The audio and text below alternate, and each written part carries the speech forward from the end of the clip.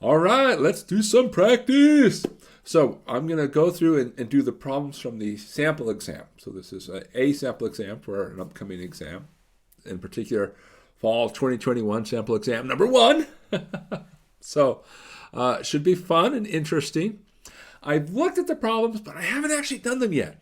So you're going to see me struggling in real time. And I'll try to also do somewhat of a stream of consciousness while we're going through. So you can say, oh, that's what he's thinking about when he's doing these problems. And hopefully you'll see, okay, these aren't so bad. All right. We got 6 problems to do. And hopefully we can do them pretty quickly.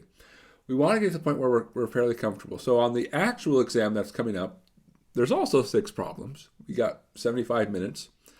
So, you know, we can do the math. That's like 12 and change per each problem. But you shouldn't be thinking like, okay, I'm going to spend 12 minutes on each problem. You should be saying, look, I should be able to answer a question in 8 minutes, give or take. So that gives me time to come back and double check. Because you should check your work. It's a good advice. So, well, anyways, let's get going. All right, so here we go. We'll just get through that. We don't need to worry about anything there. Number 1. So the half-life of cesium-137 is 30 years. And suppose we have a 100 milligram sample. And there's a couple parts here. Find the mass that remains after t years, how much of the sample remains after 100 years, and after how long will only 1 milligram remain. Now, there's a couple of things that you need to know. And this one is sort of testing the knowledge. Do you recognize certain situations? So there's kind of a clue. This word half-life, that's associated with radioactive decay. And in particular, a half-life says how long until half of what you have will disappear. And so, all right, so we say, okay, this is signaling radioactive decay. And we know that's associated with a very particular type of differential equation. And namely, we say, all right, so I'm just trying to think of right symbols. We'll call it P. Why not? So P prime equals minus Kp. The minus sign is just emphasizing decay. So this is a model used for radioactive decay. It's similar to the model used for population growth. The only difference is it's a positive value in front. All right, so in particular, we know, because this is a very simple one, we can use, for example, separable differential equations, but it's so simple, we probably have this one memorized. It says, look, the amount at any given time is the initial amount, e to the minus ket. Now, we're told it's a 100 milligram sample. Well, that says, okay, 100 is the initial amount. All right, so that says P is 100 e to the minus kt. Now at this point, you're like, are we done? Well, no, because there's k. How do we find that? Well, we have to think about information that they gave us. They might say, oh, I see 137. Oh, no, that's just identifying what type of atom you have, you know. That is not a number associated with the problem. But there's a number right after that, 30 years. Okay. So this is the number we're going to cue off of. So how do we do it? Well, that says, okay, if I plug in 30, I'll have half of what I started with. So another way to say this is to say, okay, the amount at 30 years is 50. It's really, we should say it's half P0. All right, so let's plug that in. So 50 equals 100 e to the minus k times 30. Well, all right, we can divide a half equals e to the minus k times 30. And then we can take natural log. So, all right, natural log of 1/2 is minus k times 30. Now you might think, wait, that's a negative on that side. This side looks positive, doesn't it? Except log of 1/2 is actually itself negative. In fact, you can check. This is really minus log 2, because minus k times 30. And okay, minus minus makes a plus. So we end up with k equals log 2 over 30. So that's the value for k. we throw it in, and we get our final answer that says the amount at any given time is 100 e to the minus log 2 over 30 times t. And that's part A. Now, what about part B? How much will remain after 100 years? Well, that's not so bad because we have how much remains after t years. So really this is saying, okay, plug in t equals 100.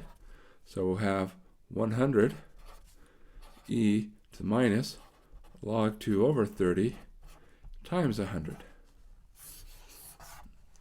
And that's the answer. Now, if we had a calculator, we could do a little bit better. But on this exam, we're not using calculators, so we would just leave it in this form. So, all right, great. Now, the last question. How long until 1 milligram remains? Okay, now we start with 100 milligrams. We want to get to 1 milligram, so we say, okay, that says 1 is 100 e to the minus log 2 over 30 times t. And now we solve for t. So, okay, move that across.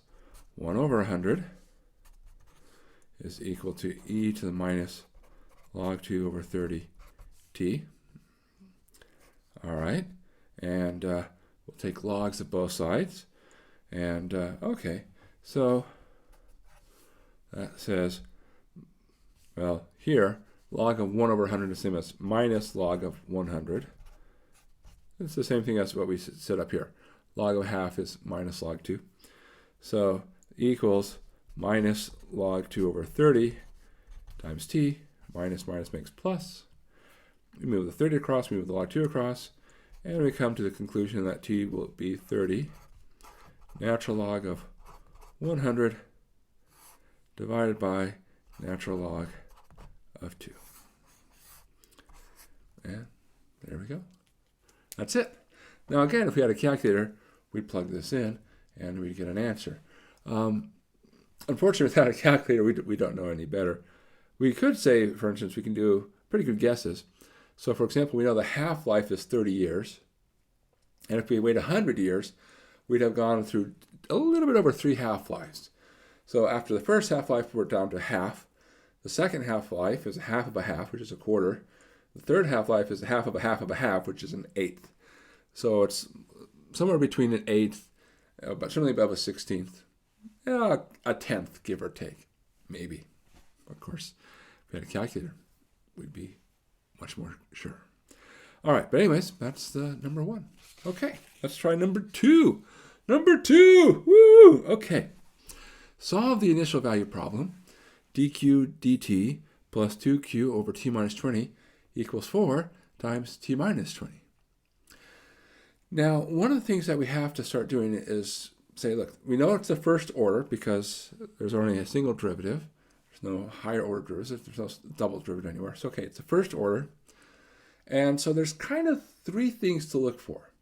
And maybe a 4th, I should say, in the background. So the 3 things are, is it separable? Is it linear first order? Is it exact?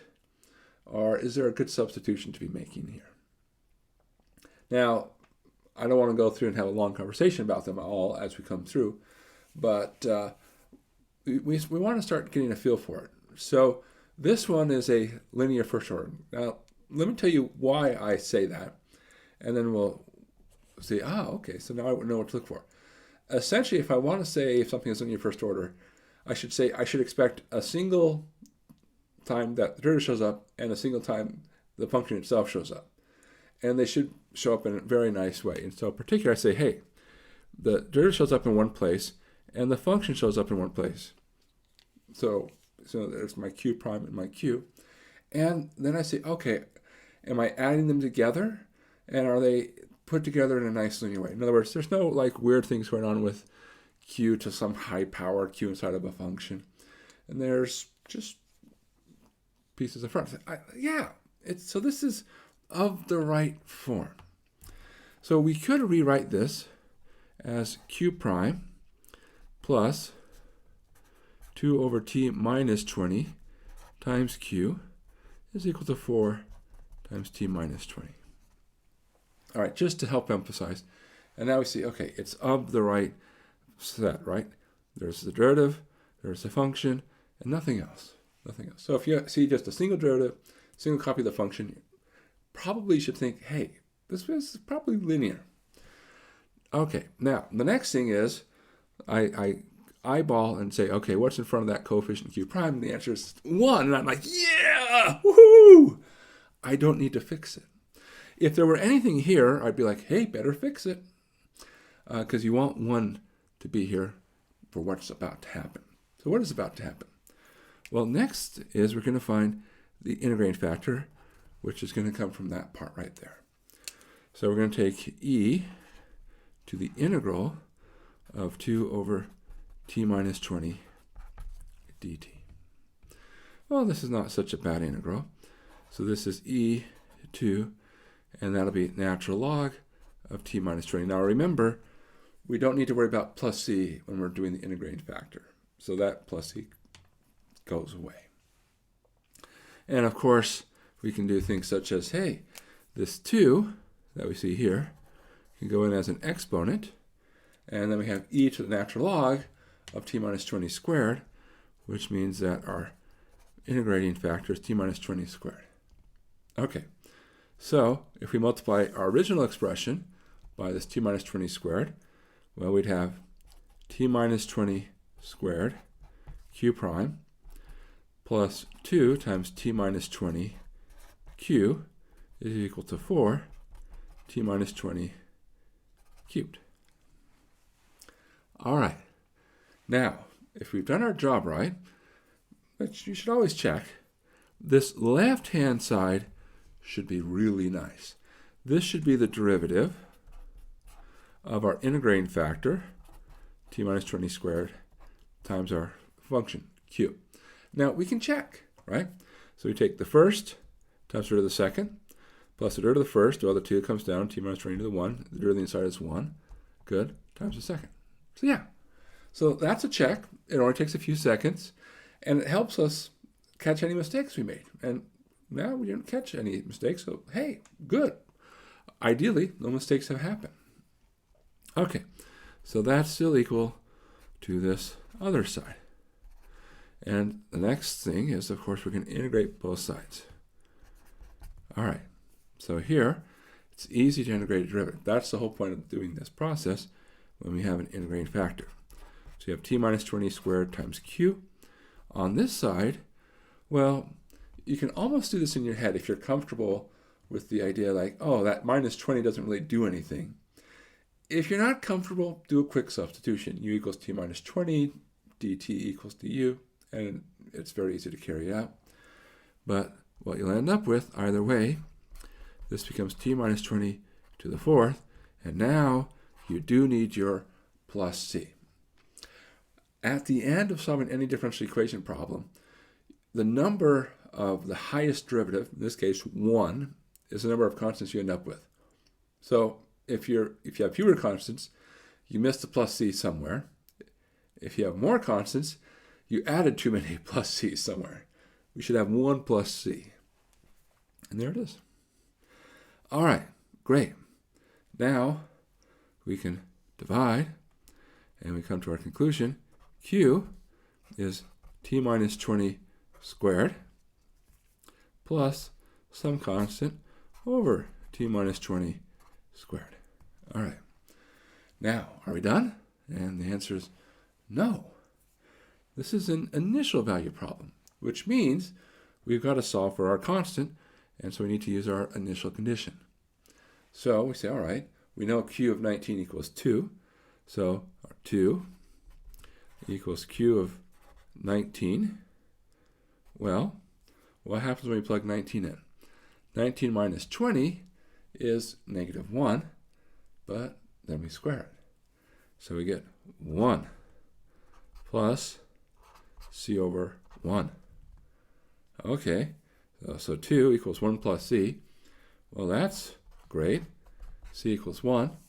And so since we now know c, we can say, lo and behold, our function is t minus 20 squared plus 1 over t minus 20 squared.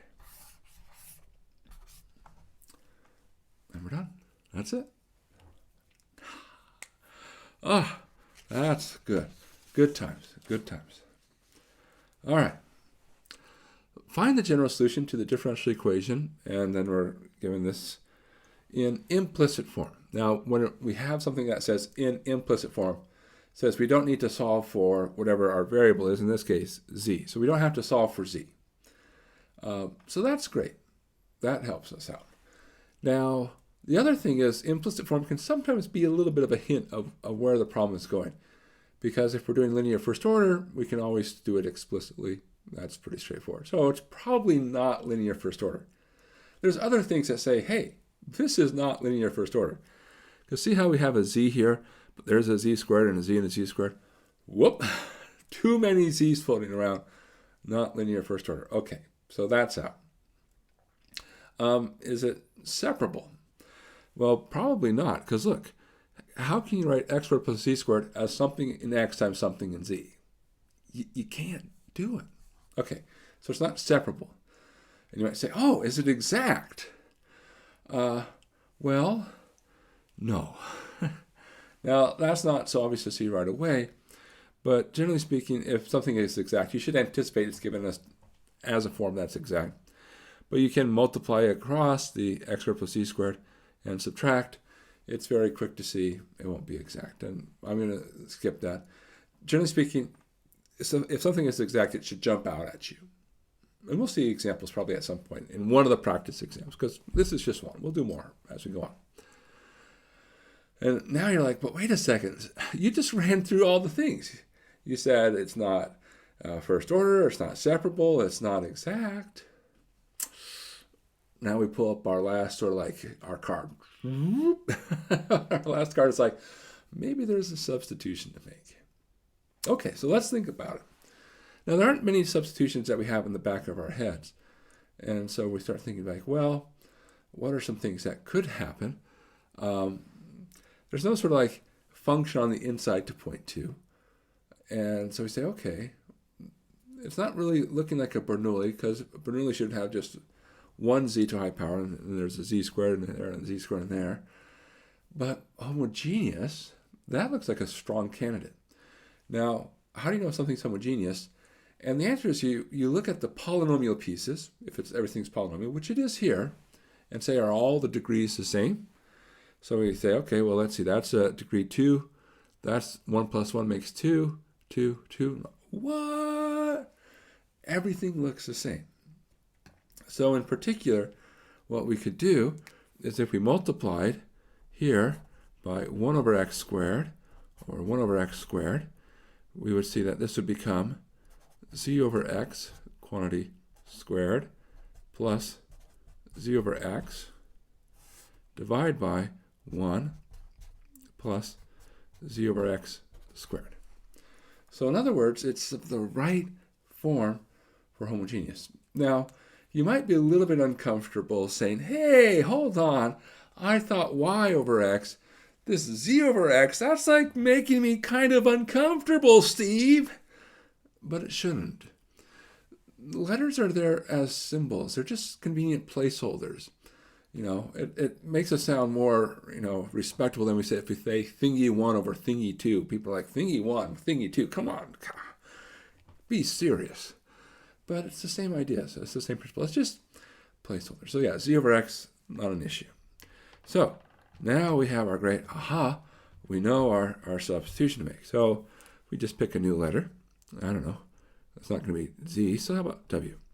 We'll let w equal z over x. Or another way to say this, z equals w times x. And so, I really shouldn't say or. This is really so. Z prime would be equal to w prime times x plus w. Okay. So that tells us how to replace that left-hand side.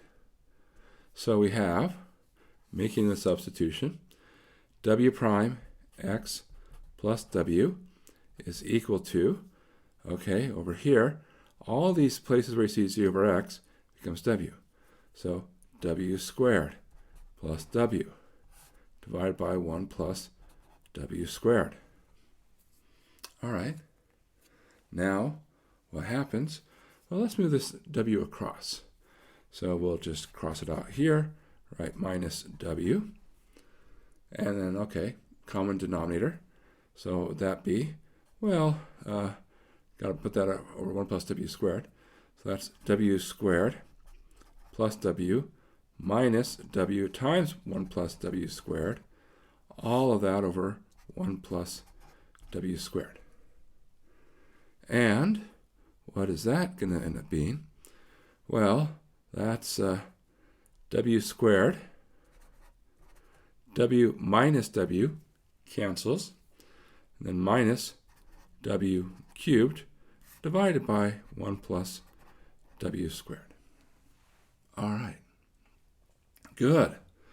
Now, remember, that equals W prime times X. So, rearrange. And in particular, remember W prime, that's dW dx times X. So we have the following. 1 plus W squared divided by, now here, notice we can actually factor. This is the same as W squared times 1 minus W is equal to 1 over X dx. And I forgot to say on this side there's still a dW left. All right, great. So we're going to see that this is now separable, which happens when you do a substitution in homogeneous. And we're going to integrate both sides. And, well, one of these two sides is not too bad, namely the side that involves 1 over x. Okay, so that becomes natural log of x, and I'll put plus c. This side, it's going to take us a moment. So I will say this is probably a little bit more sophisticated than what we would want you to be able to do, because it's really going back to testing algebra, like really throwing in algebra, and maybe we might call this Calc 2. But what is this testing us on? Well, this is testing us on, can we remember how to do partial fractions? So this is partial fractions integration. Well, let's talk about it. So what we would have is we have this 1 plus W squared divided by W squared times 1 minus W. Well, we look at how can we break this denominator apart. And it's a cubic, and so there's going to end up being 3 pieces here. So there's going to be something over W plus something over W squared plus something over 1 minus W. So that's the partial fraction decomposition. Multiply and clear our denominators because fractions are hard. And if we do that, we'll get that 1 plus W squared is equal to A times W times 1 minus W plus B times 1 minus W plus C times W squared. All right. Well, what happens next? We pick some nice values. Doesn't really matter which values we pick.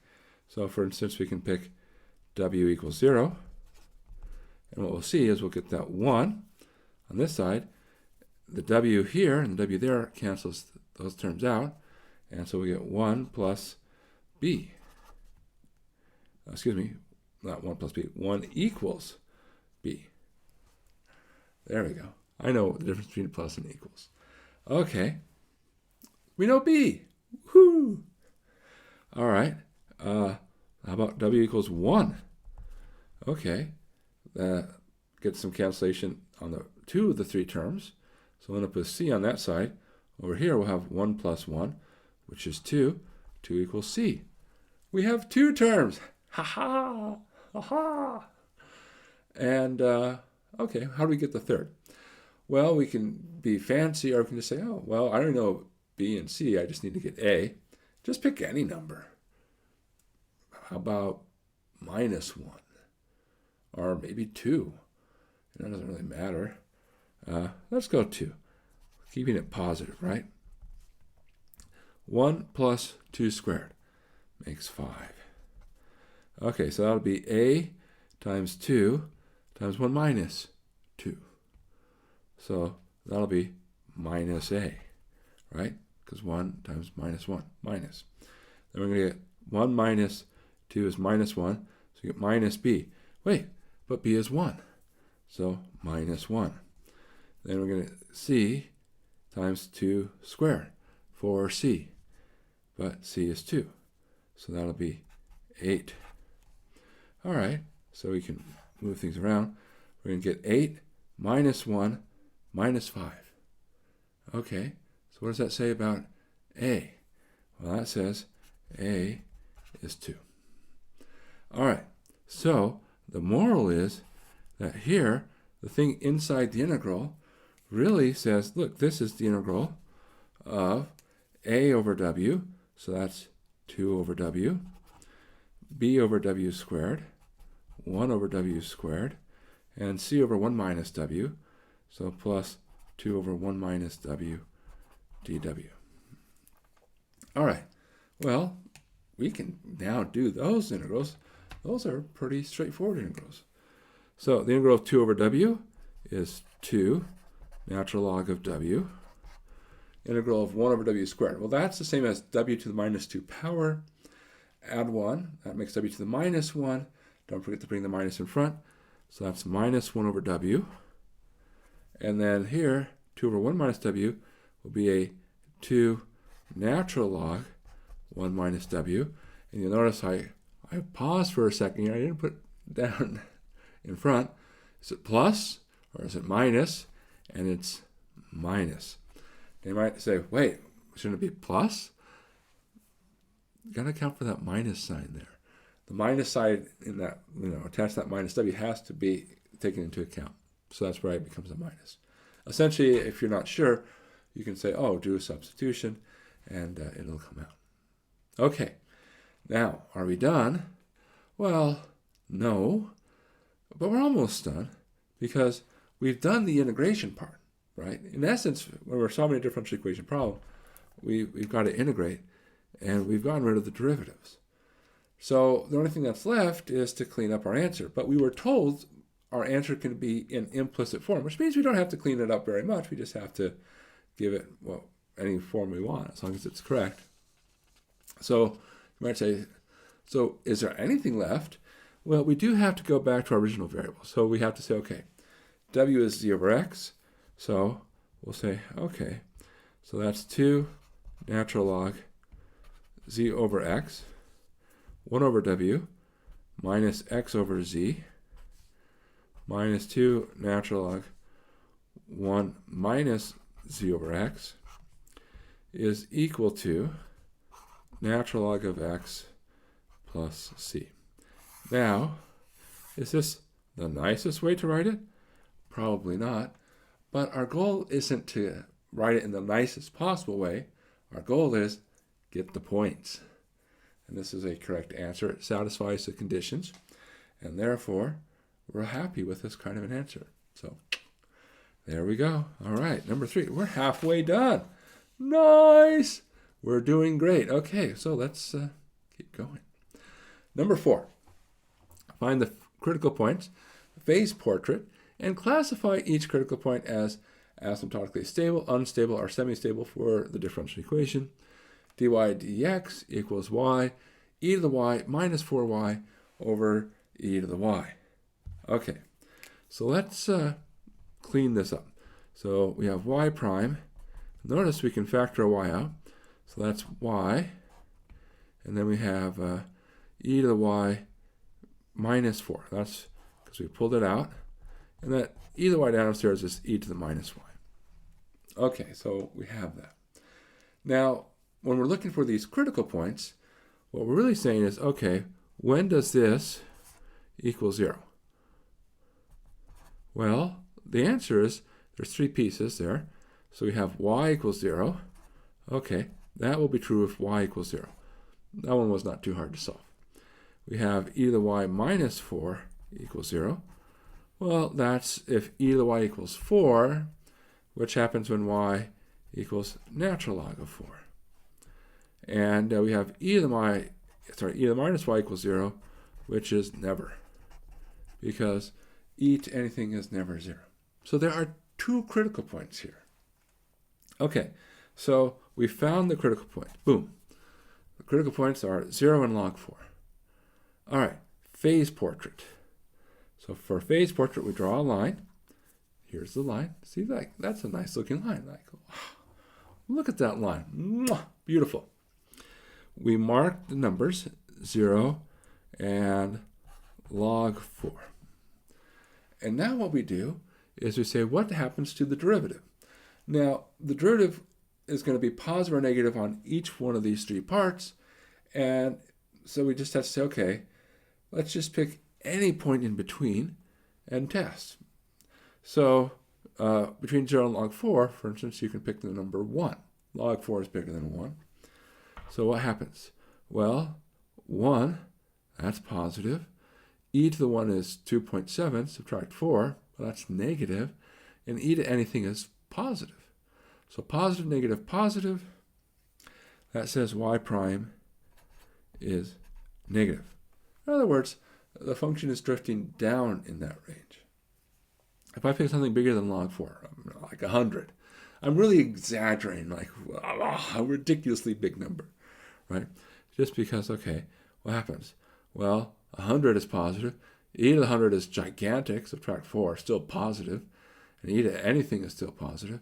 So we say, okay, positive, positive, positive says our derivative is positive. Something less than 0, minus 5, minus 2, minus 1, whatever makes you comfortable. We'll have negative. E to a negative number is smaller than 1. Minus 4 is still negative. And again, e to anything is positive. Minus, minus, plus means that we are positive.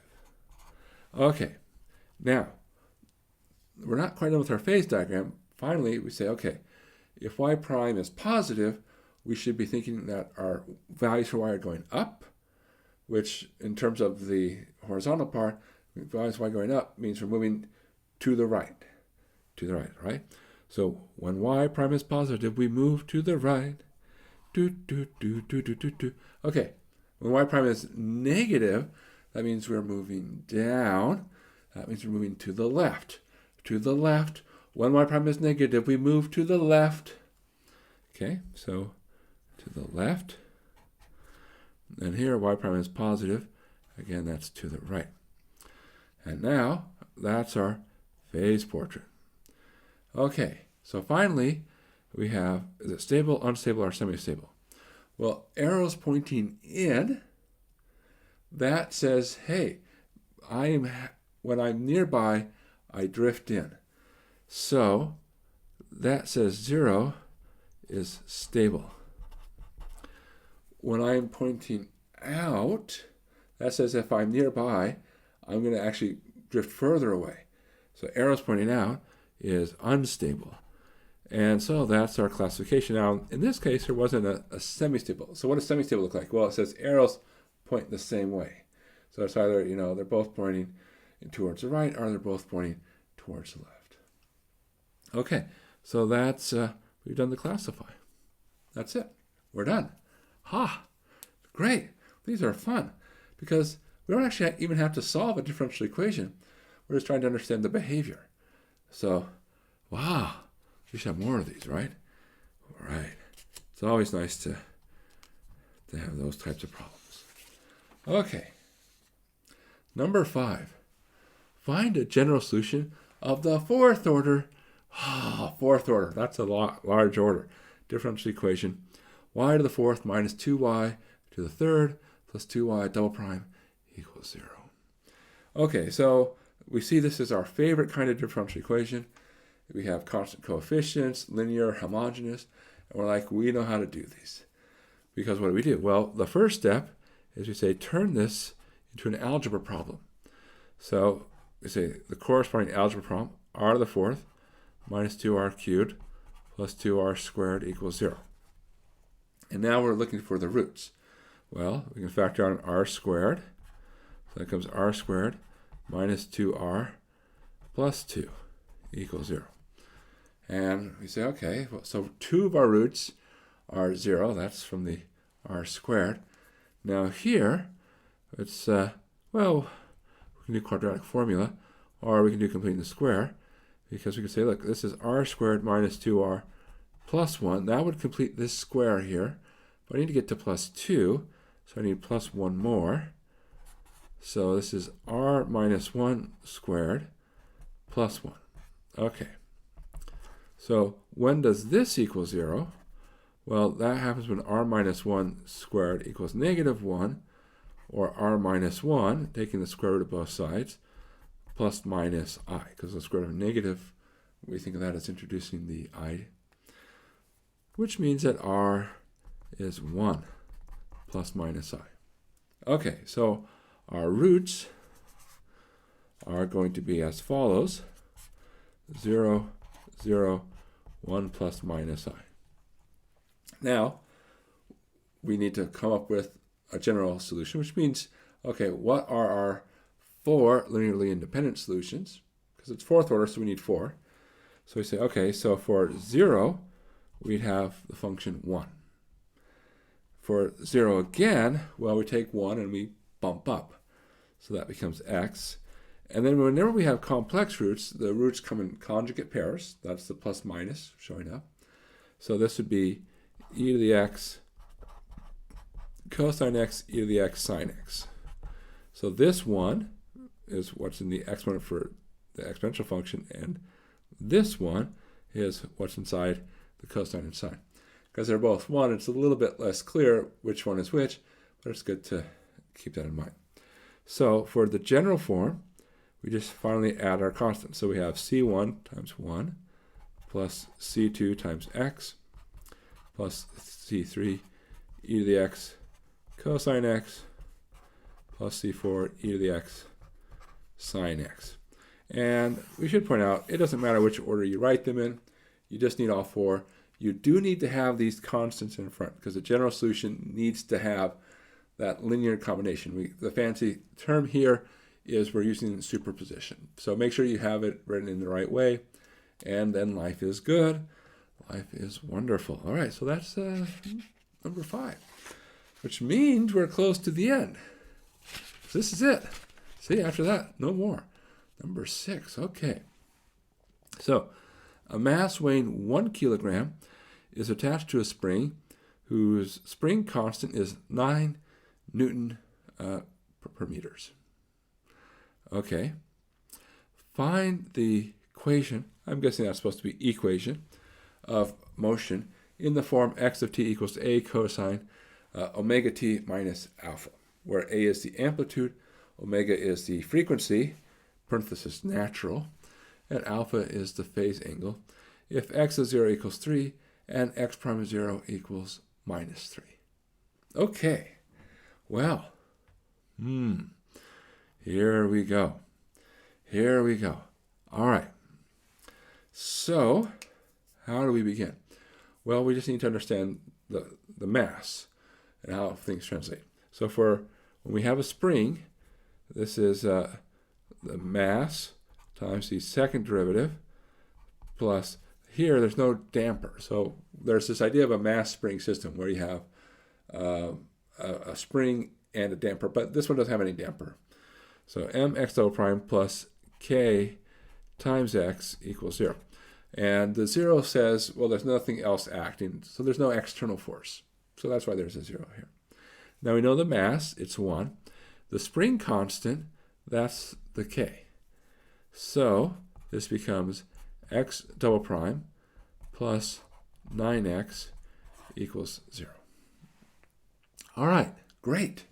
So, well, now we just work through it. This is the same as r squared plus 9 equals 0. In other words, we're transforming it into algebra. So we get our roots. Well, r squared equals negative 9, or r equals plus minus 3i, which means that our general solution looks like some constant cosine 3x plus some other constant sine 3x. Right? So cosine and sine. Let's go ahead and solve for our initial conditions. We're told x of 0 equals 3 x prime of 0 equals minus 3. Whoops. I do this all the time. Okay, we're going to fix it here.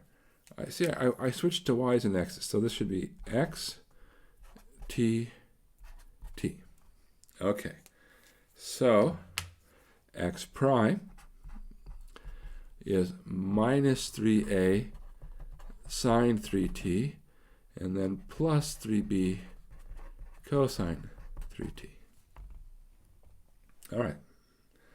So what can we say here? Well, we have 3 equals x of 0. But when we plug 0 in, the sine of 0 is 0, cosine of 0 is 1, so we get 3 equals a. And then we have minus 3, which is x prime of 0. Okay, so what is that? Well, the sine goes away, and that's equal to 3 times b, because the cosine of 0 is 1. Okay, so that says that b equals negative 1. All right, well, so what do we have? We have that our equation of motion has the form of 3 cosine 3t minus sine of 3t. All right, so far so good. But how do we finish up? Well, to go from here, we do have our x of t. So this is x of t. In some sense, we're mostly done. Everything past this point has nothing to do with differential equations. It's all about rewriting. So it's saying, okay, how do we go from here to there? All right, so now the trick, well, it's not really much of a trick. We can say, look, what we can do is we look at the numbers in front here. So in this case, we say, okay, the numbers in front are 3, and I'll put it here as 1. All right, so if we do that, then we say, okay, the square root of this number squared plus that number squared.